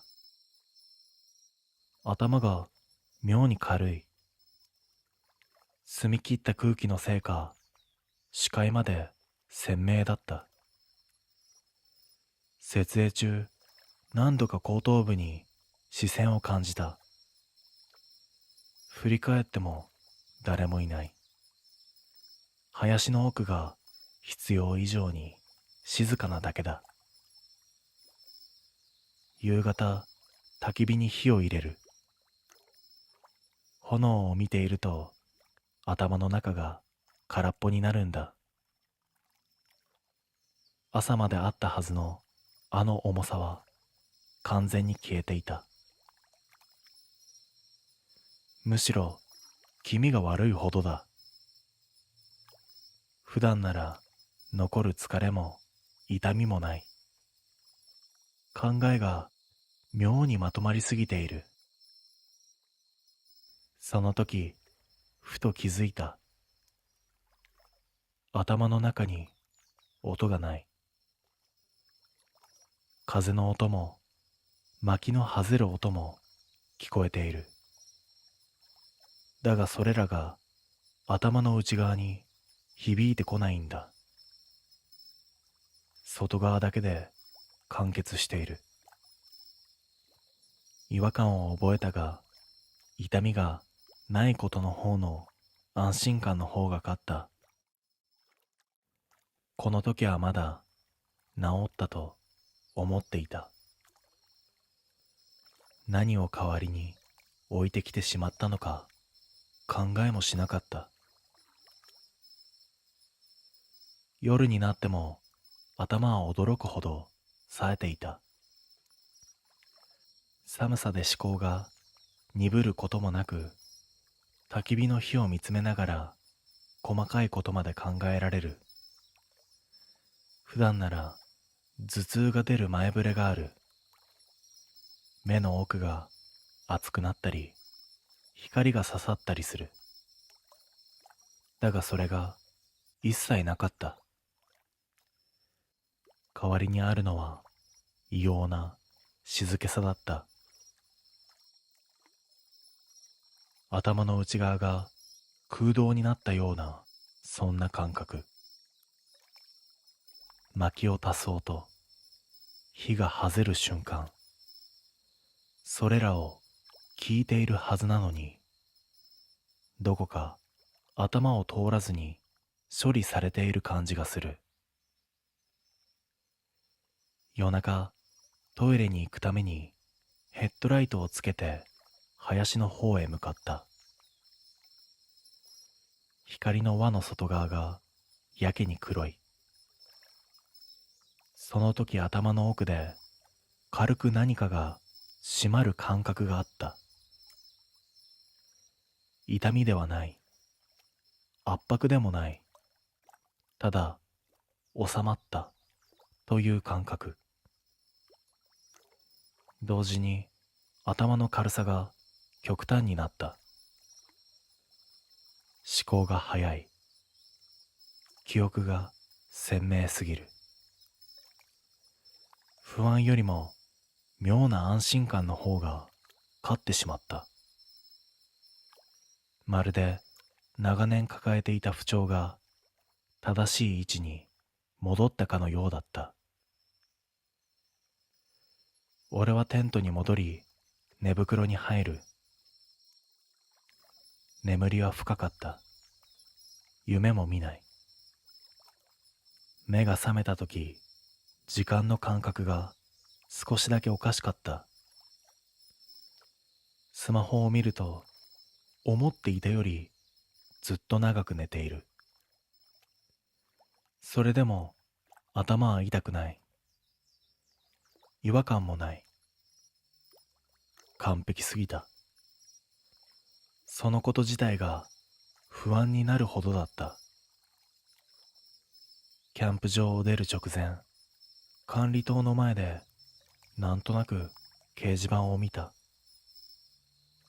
そこに貼られていた注意書きがなぜか頭の中に引っかからなかった。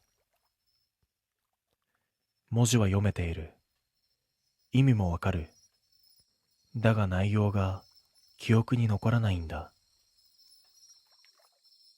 読み終えた瞬間、何が書いてあったのか思い出せなかった。この時点でもまだ異常だとは言い切れなかった。ただ一つだけ確実に言えることがあった。頭痛は完全に消えていた。帰りの運転中も頭は静かだった。渋滞に巻き込まれても苛立たない。クラクションが鳴っても心拍は乱れない。異常なほど落ち着いていたんだ。自宅に着き荷物を下ろす。靴を脱いだ瞬間、頭の奥で小さな衝撃があった。痛みではない。戻ったという感覚だった。次の瞬間、視界が揺れた。部屋の輪郭がわずかに遅れてついてくる。目を閉じると頭の中心に強い圧が集まる。そして来た。今まで感じたことのない頭痛だった。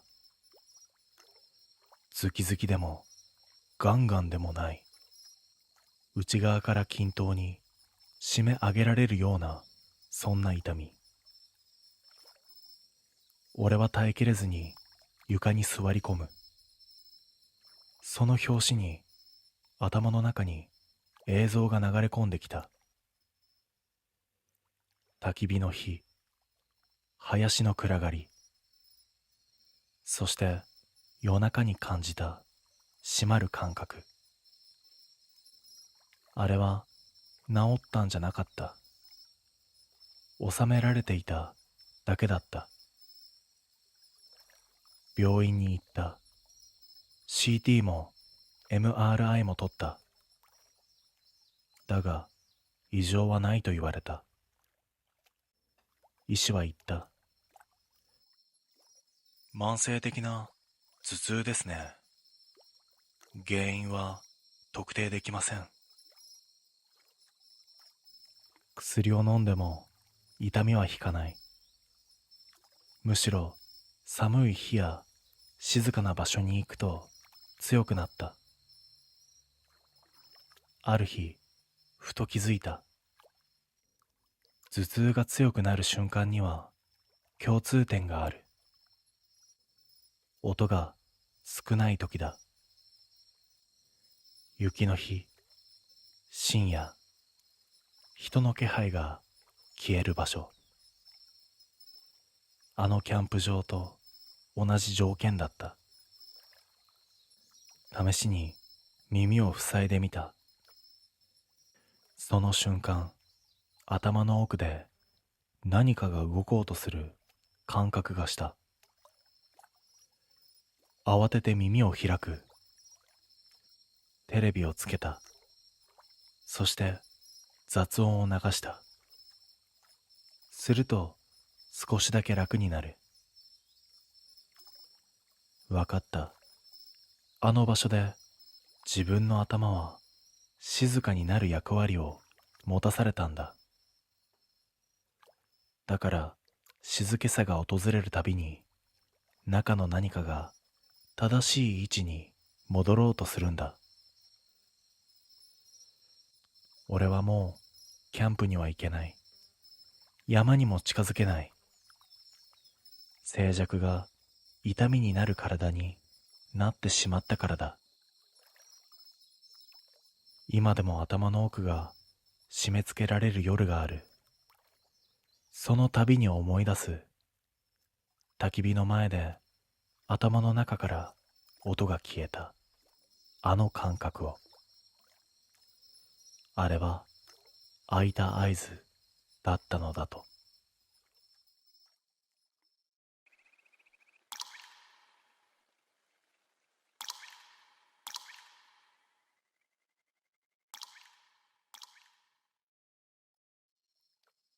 あの夜以来、私は勤務が終わるたびに更衣室の鏡を必ず確認するようになった。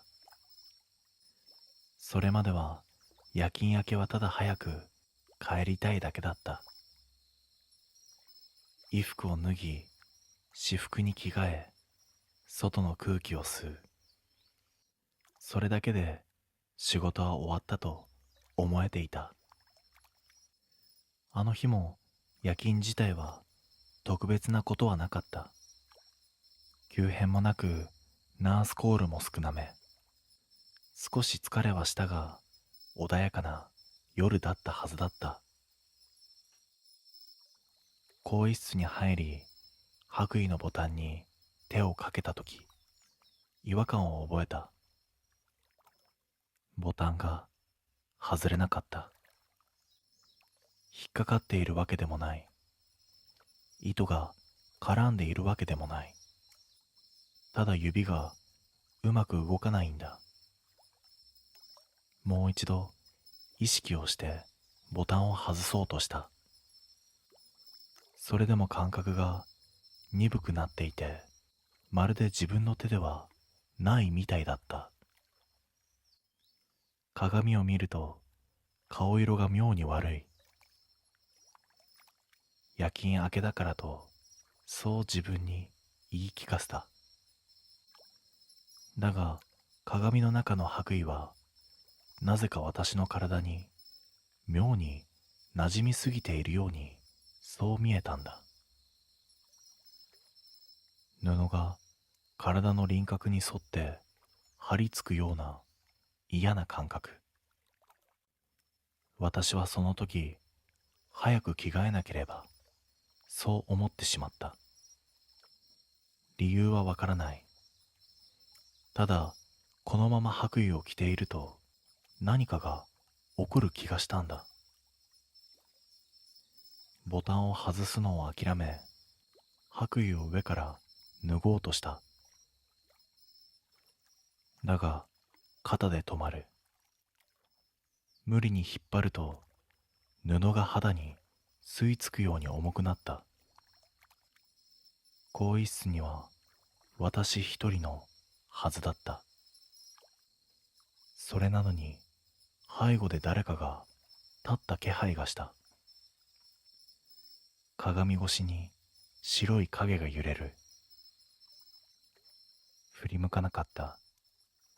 振り向いてはいけないと直感が告げていたんだ。代わりに鏡を見続けた。そこには白衣を着た私が映っている。ただ一つおかしい点があった。鏡の中の私はまだ帰るつもりがない顔をしていたんだ。勤務中の無表情で感情を切り離したままの顔。その表情がじっと私を見返している。更衣室の時計を見た。秒針が動いていなかった。その時背中に誰かの手が触れた。押されるようでもなく、掴まれるでもなく、ただそこにあるだけの感触。私は声を出せなかった。代わりに頭の中ではっきりとした考えが浮かんだんだ。まだ帰る時間じゃない。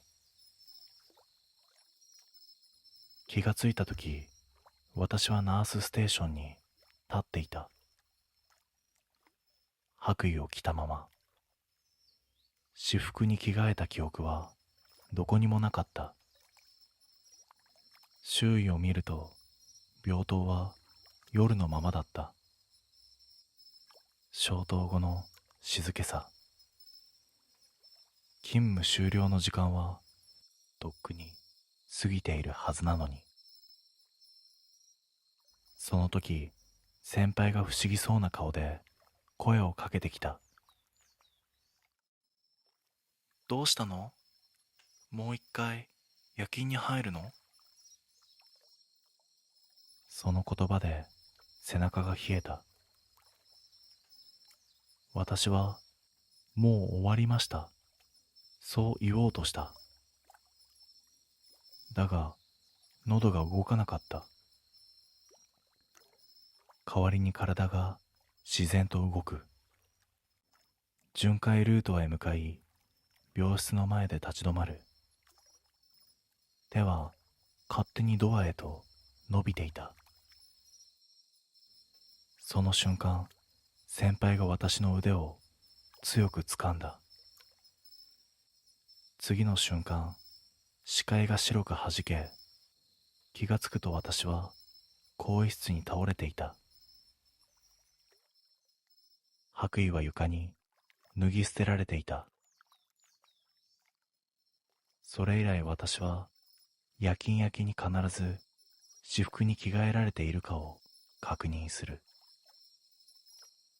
白衣を着たまま病棟に立っていないか。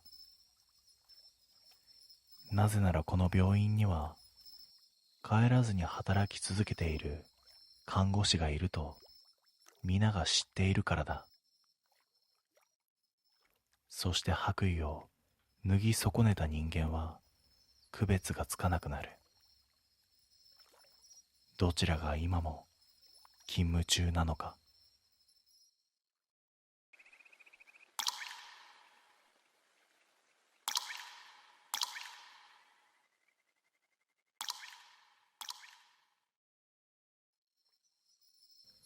俺が違和感を覚えたのはたった一つの言葉だった。3回目の食事の帰り道にマヤがふと口にした。うちの両親、あなたのこと知ってるって。まだ会ってもいないはずの相手。なのに知っているという言い方だけが妙に引っかかった。その日から胸の奥に小さな重さが残った。説明できない種類の重さだった。翌週、マヤの実家へ向かう道を歩いていた。住宅街は静かで、白い街灯が規則正しく並んでいた。どの家も同じ明るさで、窓の高さまで揃って見える。その均一さが逆に不自然だった。マヤは一定の歩幅で前を歩く。振り返って笑うタイミングまでいつも同じ。まるで練習通りみたいだった。この角曲がったら私の家だよ。声が少し沈んだ。近いはずの距離なのに、俺との間だけ空気が薄いように感じた。角を曲がった瞬間、玄関の窓が目に入った。中の影が揺れた気がした。誰かが覗いていた。そう思ったが、一瞬過ぎて自信はなかった。近づくにつれて、胸の重さはゆっくりと形を持ち始めた。初対面のはずなのに知っている。その言葉がこの家の前で急に現実味を帯びてきた。俺は玄関の前で立ち止まった。マヤはいつも通りの笑顔。けれど家の中の空気だけが妙に冷たかった。チャイムを押す前、玄関が内側からゆっくりと開いた。玄関を開けたのはマヤの父、三輪和弘だった。俺の顔を見るなりためらいもなく言った。ゆうとさん、ようこそ。初対面とは思えない声だった。確認も探るような間もなかった。まるで俺のことを昔から知っていたみたいだった。その後から母の節子が顔を出した。手土産を渡すと、節子は袋を軽く持ち上げてこう言った。これ、前にもいただいたわよね。前にも、その言葉が胸に引っかかった。俺は来たことがない。もちろん手土産を渡すのも初めてだ。廊下を進むと壁に家族写真が並んでいた。俺は何気なく目を向けた瞬間、足が止まりかけた。マヤの隣に俺と同じ背格好の男が写っていたんだ。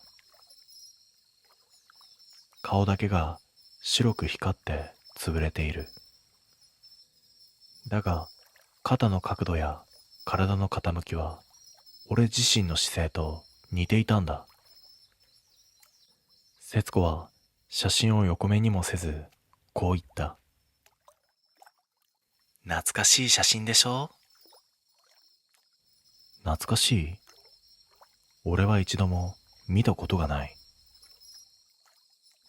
和久に居間へ案内される。部屋の空気は冷えているのに、暖房の音だけはかすかに聞こえていた。湯飲みが4つ。湯気はどれも立っていない。それは何かがさっきまでそこにいたような生ぬるい静けさだけが残っていたんだ。和久は俺の正面に座り、落ち着いた様子で話し始めた。職場の最寄り駅、実家の場所、通勤時間のこと、言い当てられるたびに背中の皮膚がかすかに緊張した。聞かれていないのに知っている。そんな空気がずっと続くんだ。台所へ向かうマヤが一度だけ振り返った。目が合ったように感じたが、マヤの視線は俺の少し横を通り過ぎていた。まるで俺の位置がそこじゃないと分かっているように。そして和久は畳の上に一枚の紙を置いた。それをゆっくりと俺の前へと滑らせた。これだけ確認していただければ。紙の一番下、署名欄には俺の名前がすでに書かれていた。俺が書いた覚えのない筆跡で。署名欄にあった自分の名前を見た瞬間、喉が固まった。書いた覚えはない。けれど、筆跡は俺のものに妙に似ていた。どう言えばいいのか迷っていると、節子が湯飲みを並べ替えながらこう言った。今回は逃げないで来てくれて本当によかったわ。今回はその言い方が胸に沈んだ。俺が知らないだけでこの家の中では二度目であるかのような温度だったんだ。マヤが戻ってくる。湯飲みを置く手は静かだが、俺の前にだけ少し近かった。座らずに立ったまま、俺の後ろの空間を見ていたんだ。和久が家族写真を俺の前に置いた。マヤが笑い、その隣に顔の潰れた男が写っている写真だ。和久はその潰れた部分を指で軽く叩いた。ここ、やっとはっきりと写せると思ってね。意味がわからない。けれど、写真の背景は今のこの居間と全く同じ配置だった。家具の位置も色味も影の落ち方まで一致している。まるで写真の世界が現実に合わせて動いているように感じた。マヤの声が背中の近くで静かに落ちた。ちゃんと戻ってきてくれたんだよね。戻るも何も、俺は今日が初めてだ。けれど、マヤの声には確信しかなかった。立ち上がろうとした瞬間、マヤの手が俺の肩に触れた。冷たくもなく、暖かくもない。ただ、掴まれたという感覚だけが残った。大丈夫だよ。今回は消えないよ。和久と節子がゆっくりと立ち上がり、俺の左右に立つ。囲まれる形だった。座卓の上の写真がわずかに暗くなり、中央に光がにじみ始めた。写真の中、マヤの隣に空いたスペースが一つあった。その場所にじわりと俺の肩の輪郭が浮き始める。少しずつ写真の方へ惹かれるような圧が体にまとわりつく。マヤが耳元で囁いた。前みたいにいなくならないでね。その言葉と同時に写真の中の光で潰れた顔が形を変え始めた。ゆっくりゆっくり輪郭が固まっていく。白い光が薄れ、黒い影が浮き、やがてそこには俺の顔のような形だけが揺れていた。気づいたとき、俺は座卓の前に座っていた。目の前の家族写真には3人が写っている。マヤ、和久、節子。そしてもう一人。中央にいる男の顔だけが白く光に潰れて見えなかった。だがその輪郭は俺の顔とほぼ同じだった。背中に誰かの視線を感じる。マヤのものではない。もっと近い位置。写真の中からこちらを見ているような目の位置だった。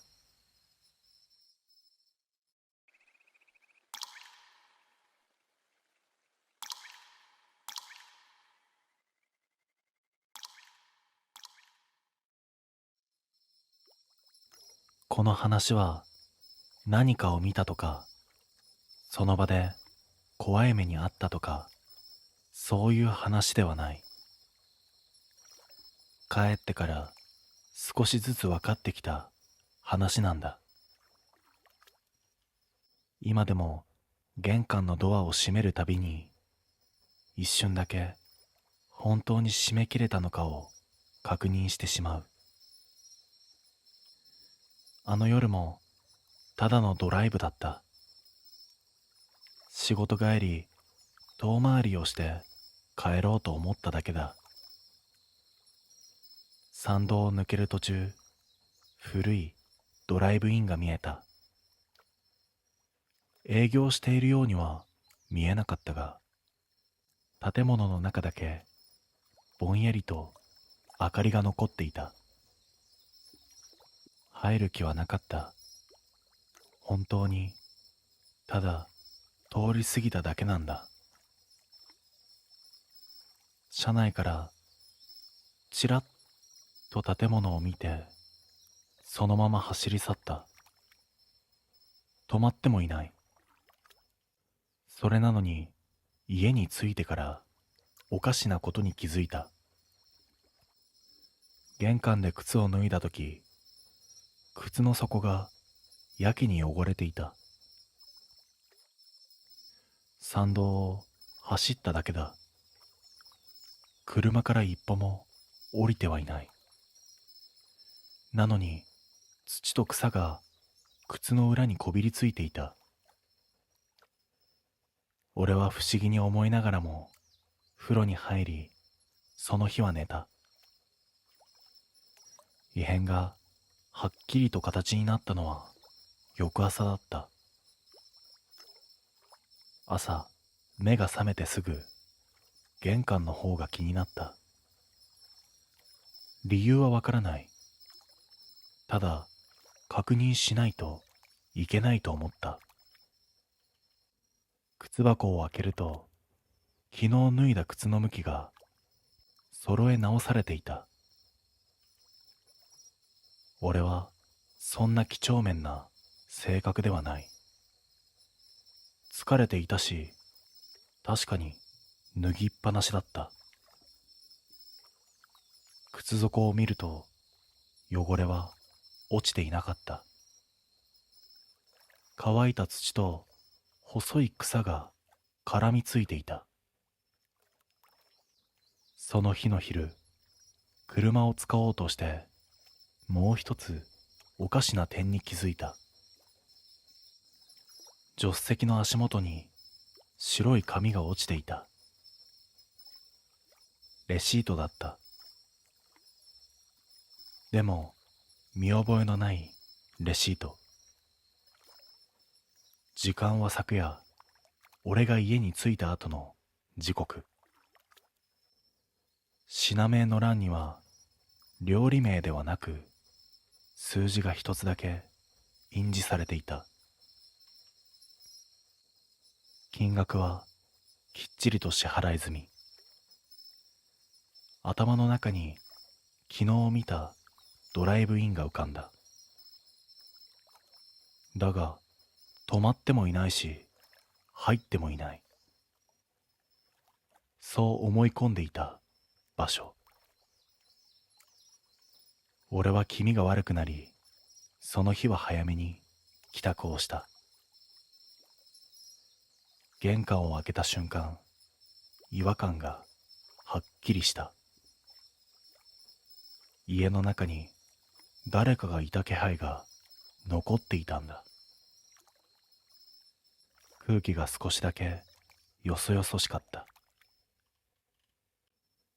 その夜、玄関に立ったまましばらく動けなかった。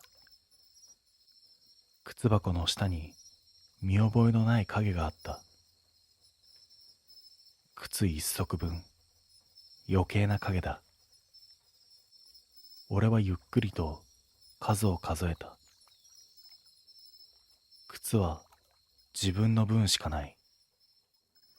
それなのに影だけが一つ多い。冷蔵庫を開けると中身が微妙に減っていた。自分が食べた量より少しだけ少ない。風呂場の床も濡れていた。使った覚えなんかない。極めつけは玄関のドアだった。内側から閉めたはずなのに、外から触ったような指の跡がうっすらと残っていたんだ。その形がはっきりわかった。指の数が一つ多かった。そこで全部つながった。俺はドライブインを通り過ぎただけではない。帰ってきたのは俺一人じゃなかった。それ以来、夜玄関の前で靴を揃える音がする。次に揃えられるのは俺の分か、もう一足分か。わからないまま今日もドアを閉めている。